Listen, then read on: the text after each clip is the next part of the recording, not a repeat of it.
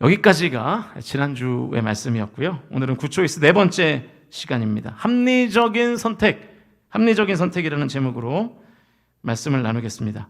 오늘은 질문으로 설교를 시작해 볼까 합니다. 설교 제목에 합리적이라는 표현이 들어가 있으니까 이런 질문을 드리겠습니다. 여러분 손을 들어서 한번 표해 보세요. 나는 내가 합리적이라고 생각한다. 한번 손 들어보세요.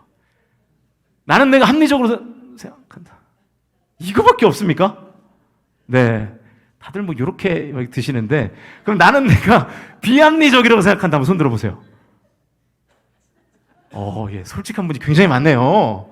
네, 1부 때도 좀 있는데. 네.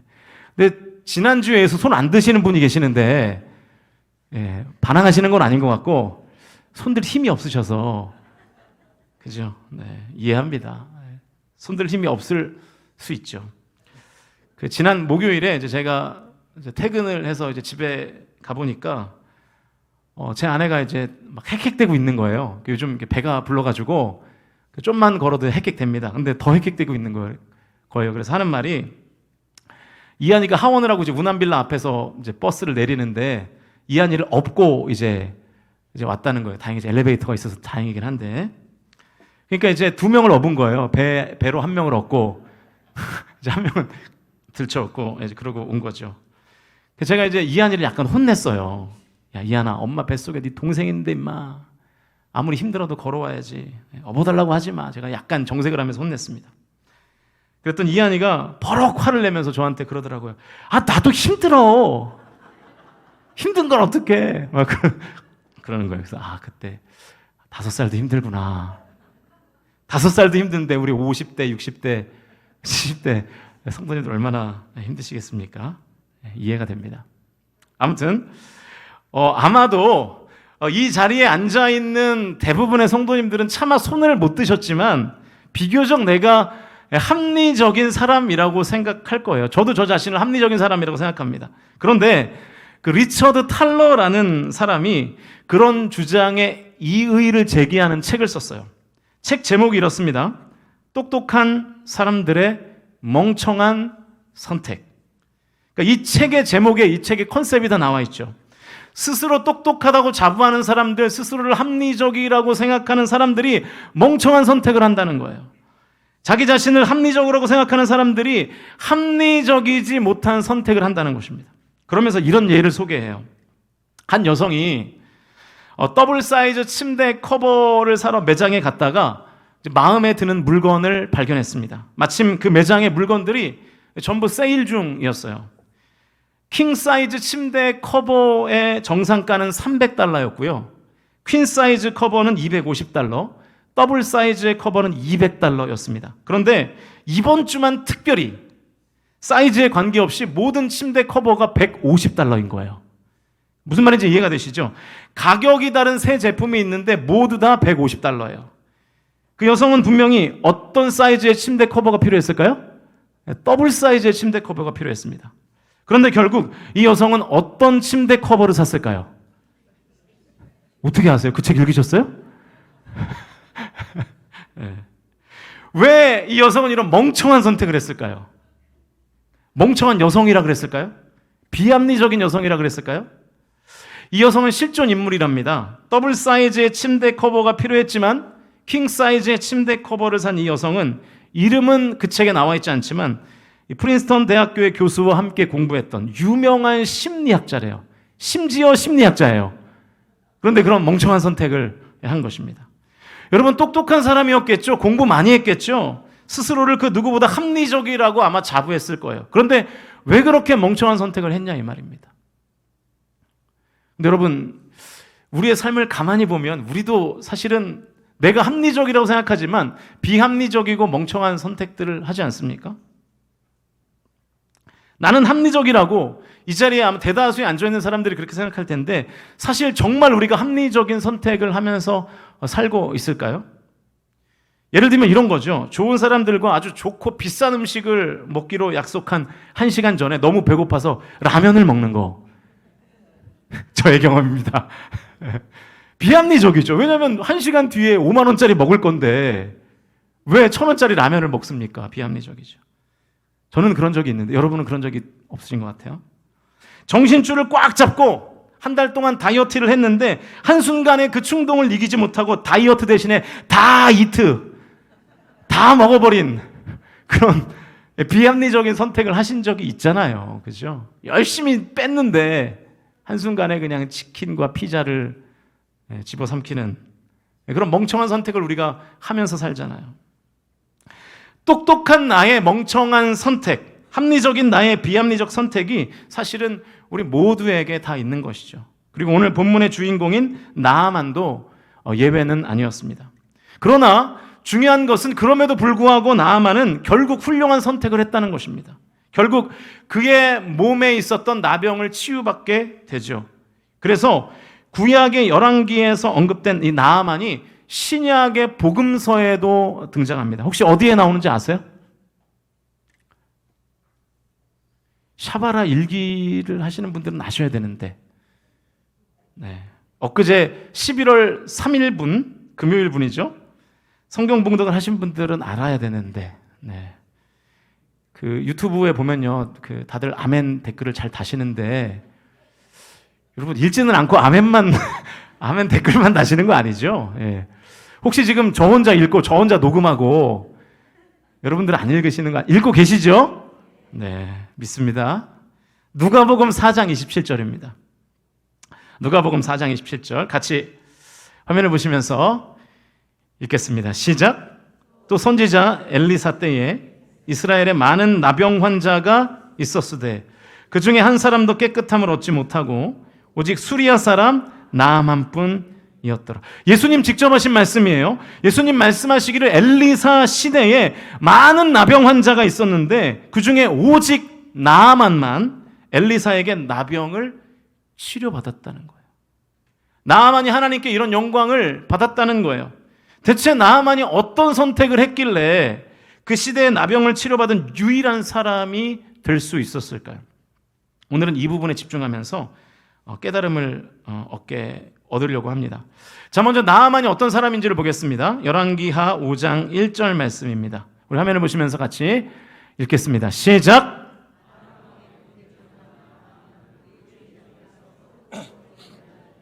이는 여호와께서 전에 그에게 아람을 구원하게 하셨음이라.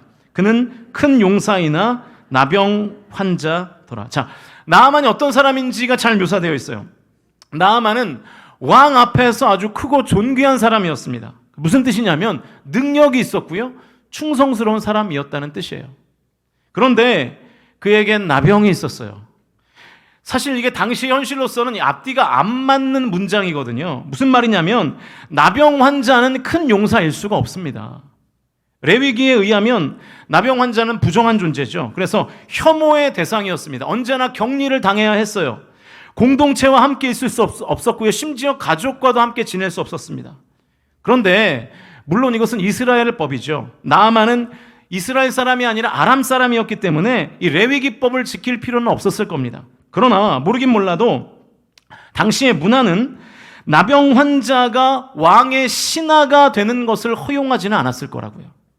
왕에게 그 병이 옮으면 어떡합니까? 게다가 나병은 당시에 거의 불치병이었습니다. 그런데 불치병을 가진 신하를 왕이 가까이 두겠습니까? 불치병이 왕에게 옮길지도 모르는 상황을 굳이 만들 이유가 없는 것이죠. 당시의 시대적 정황으로 보면 이건 말이 안 되는 거죠.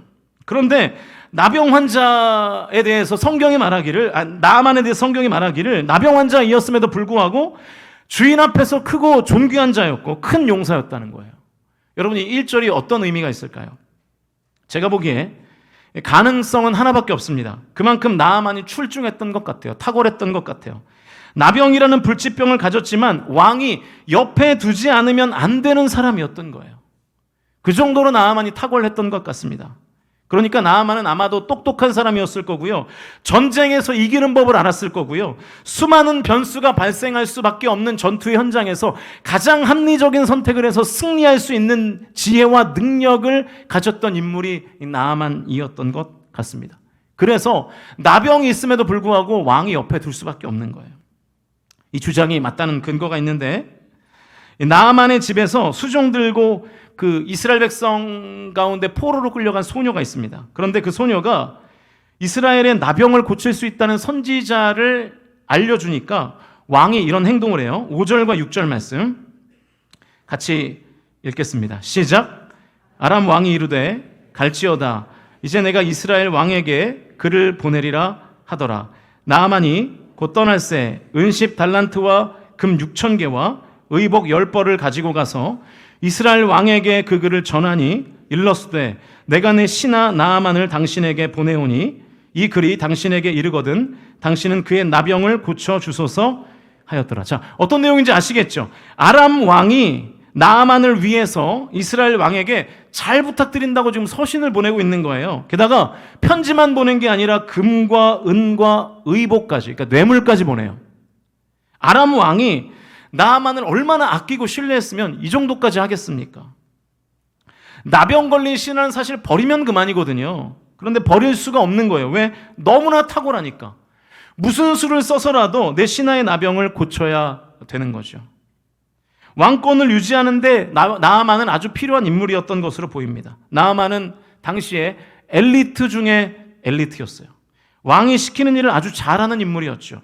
냉철하고 합리적으로 일을 처리했을 겁니다.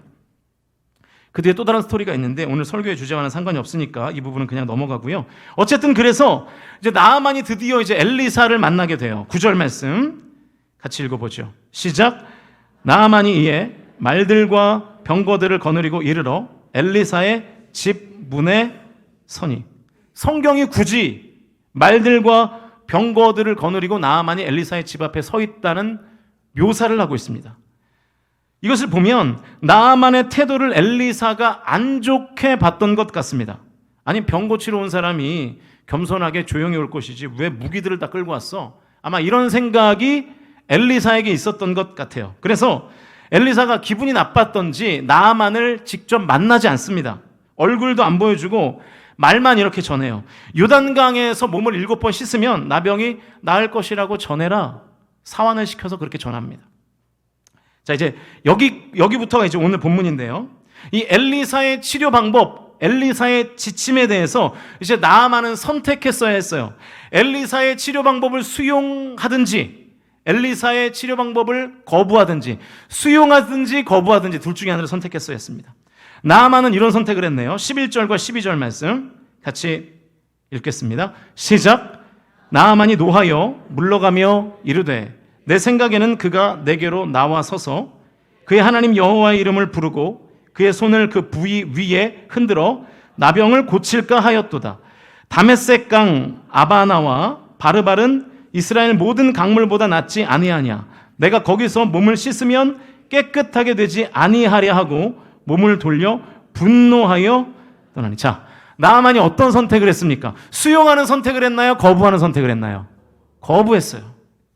엘리사의 지침을 거부하는 선택을 했습니다. 그런데 우리가 주목해야 되는 부분은 이 거부하는 선택을 하게 된 이유입니다.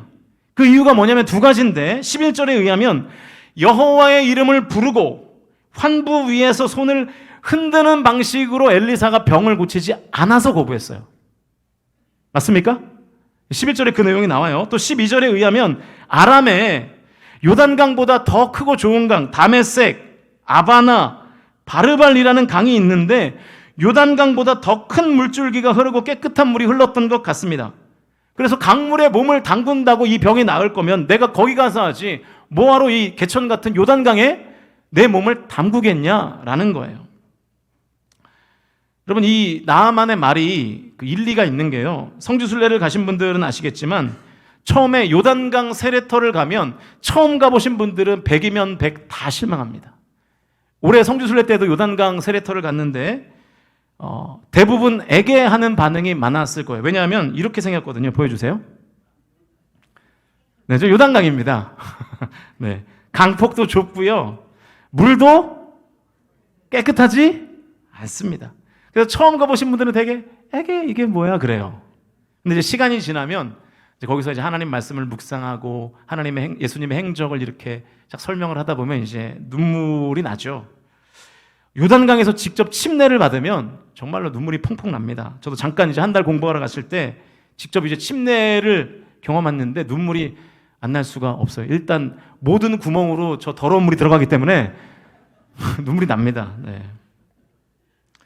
근데 우리가 이런 표현을 가끔 쓰잖아요. 나 하마터면 요단강 건널 뻔했잖아. 이런 표현을 가끔 쓰시죠, 여러분. 예를 들면 내가 뭐 가벼운 접촉사고가 났는데, 아니 큰 사고가 났는데 내가 살았어. 그럼 우리가 뭐라 그러죠? 요단강 건널 뻔했어. 이렇게 표현하잖아요. 그런데 사실은 여러분, 요단강은요 건너기가 아주 쉽습니다. 우리가 삐끗하면 건너는 거예요. 사실은 이 요단강은 지금 이스라엘과 요르단 사이의 국경이 요단강 가운데에 있기 때문에 우리가 못 건너는 것이지, 물리적으로 건너는 것은 너무나 쉬운 강이 저 요단강입니다. 제가 검색을 하다 보니까요, 어떤 게시판에 이런 제목의 글이 있더라고요. 요단강 건너기 전 유턴이라는 한 게시판의 글이었습니다. 남편이 쓴 글인데요, 좀 읽어드리겠습니다. 와이프를 안고 낮잠을 자다가 나도 모르게 전 여친의 이름을 부른 적 있어. 민정아 하고 부르면서 깼는데 와이프가 듣자마자 내 품에서 움찔하더라. 기지를 발휘해서 여전히 잠꼬대인 척하면서 바로 이 나쁜 여자야 꺼져 음냐 해서 넘어간 적이 있다는 거예요. 그러니까 요단강 건널 뻔했다가 이제 기지를 발휘해가지고 다시 건너지. 네. 여러분, 이 글 제목이 뭐라고요? 요단강 건너기 전 유턴. 여러분, 요단강 폭이 좁기 때문에 잠깐 실수하면 쉽게 건널 수 있습니다. 그러니까 우리 남편들 잘 들으세요. 요단강 쉽게 건널 수 있으니까 항상 조심하시기를 바랍니다. 자, 당시에도 요단강은요, 아마 저 사진 정도까지는 아니었겠지만 그때도 다른 나라의 강보다 아마 옹색했을 것입니다. 그러니까 나아만이 저런 말을 한 것이겠죠. 자, 제가 나아만이 그 엘리사의 치료 방법을 거부한 두 가지 이유를 다시 한번 정리해 드리겠습니다. 보여주세요. 첫 번째 이유는 치료 방식이 이상해서 거부했어요. 아마도 나아만은 이 선지자들의 치유 활동에 관한 축적된 데이터가 있었던 것 같습니다. 그러니까 치료를 하려면 여호와의 이름 정도는 불러줘야 되고 환부 위에 손을 올려서 이렇게 돌리는 세레머니 정도는 해야 그게 선지자의 치료 행위가 아니겠는가라는 데이터가 있었던 것 같아요. 엘리사의 지침을 거부한 두 번째 이유는 치료의 조건이 너무 빈약해서입니다. 더 좋은 강이 있는데 왜 이런 옹색하고 흙탕물이 있는 곳에 몸을 담가야 하냐는 것이죠. 자, 나아만의 엘리사의 지침을 거부하는 선택의 이유가 두 가지였다고 말씀드렸어요.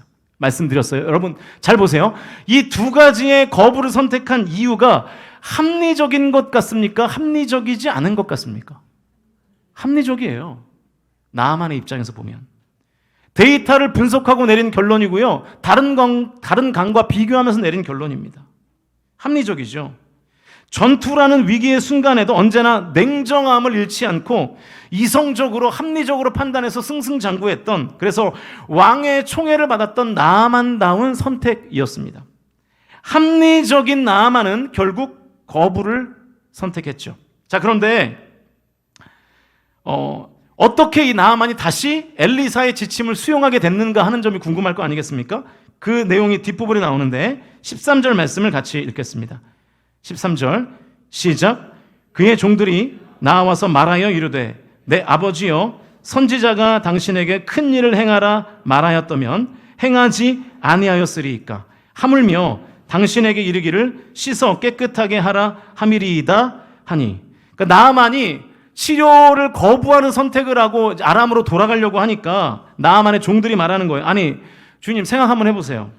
나병을 고치기 위해서 더 큰 일을 하라 그래도 하셔야 되는 거 아닙니까? 나병이 나을 수만 있다면 요단강이 아니라 또랑물에 7번이 아니라 700번이라도 들어가야 되는 거 아닙니까? 이 종들의 논리는 이거예요.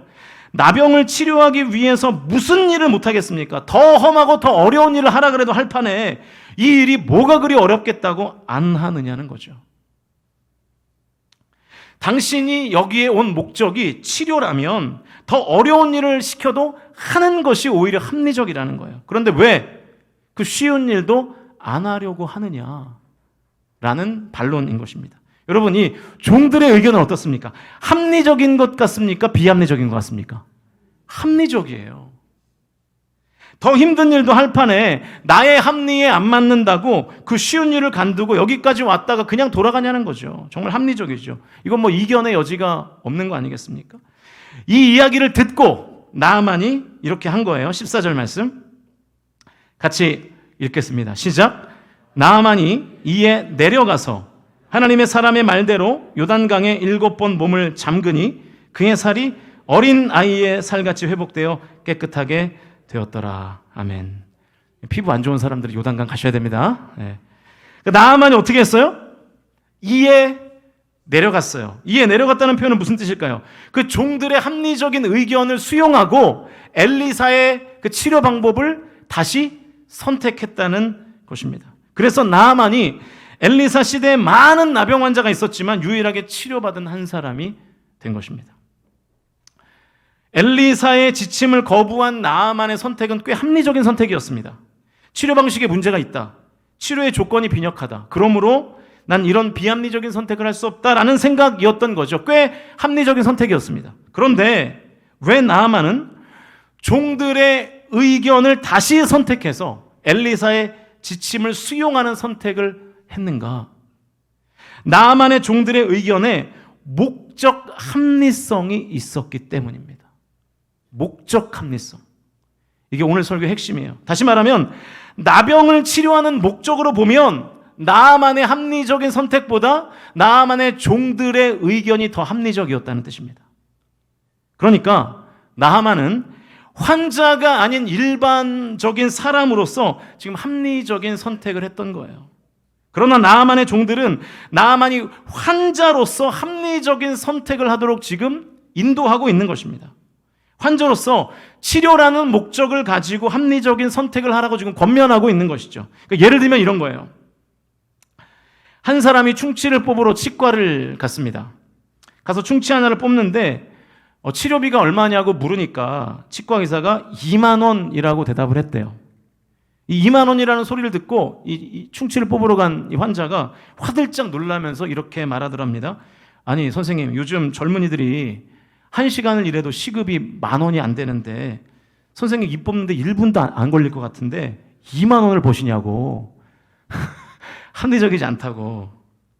그 얘기를 듣고 의사가 이렇게 답을 했답니다. 아, 그렇군요. 그러면 합리적으로 1시간당 10,000원이니까 지금부터 2시간 동안 일을 뽑겠습니다. 누우세요. 그랬다는 거예요. 네. 여러분 잘 보세요. 일반인으로서의 합리와 환자로서의 합리가 다른 겁니다. 합리적으로 한다고 일을 2시간 뽑고 있으면 되겠어요, 여러분? 이가 아마 이렇게 될 거예요. 이 잇몸이 퉁퉁 부어가지고. 그거야말로 비합리적이고 비상식적인 거죠. 저는 이 땅을 사는 성도가 가지는 선택의 기로를 오늘 본문이 아주 극명하게 보여주고 있다고 생각합니다. 자연인으로서 우리가 해야 하는 합리적인 선택과 성도로서 해야 하는 합리적인 선택이라는 기로.